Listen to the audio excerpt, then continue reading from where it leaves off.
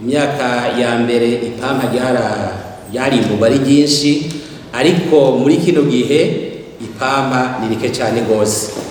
Turibaza yuko mu mwaka uheze ntibyashikiriye amatoni 1000. Leta y'u Burundi yaremeje igitabo c'imigambi ijeje kunagura no guteza imbere igiterwa c'ipampa. Umugambi rero muri uwo mugambi nuko hogeraho dushikira amatoni 5,000.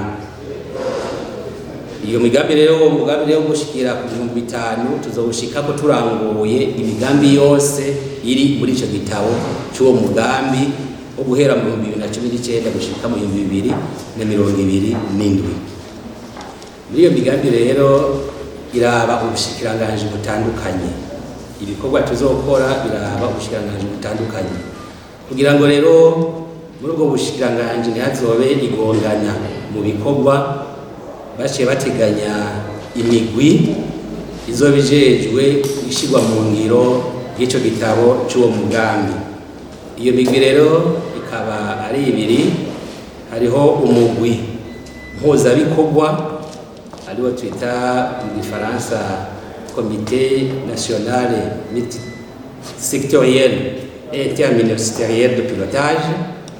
Uwo mugwi rero igikorwa cyawo no guhuza ibikorwa bizabikurakorwa muri uwo mugambi wose. Hanyuma hakaba umugwi w'abahinga ariwo twita Comité technique de suivi uzoba ujejwe gukurikirana ku munsi ishigwa mu ngiro y'icyo gitabo cy'umugambi. Muri icyo gitabo rero birateganya ko hazobaho societe ikomeye bita societe mixte ikomeye izoshobora gufasha mu kugwiza umwimbu w'ipampa no kurihingura.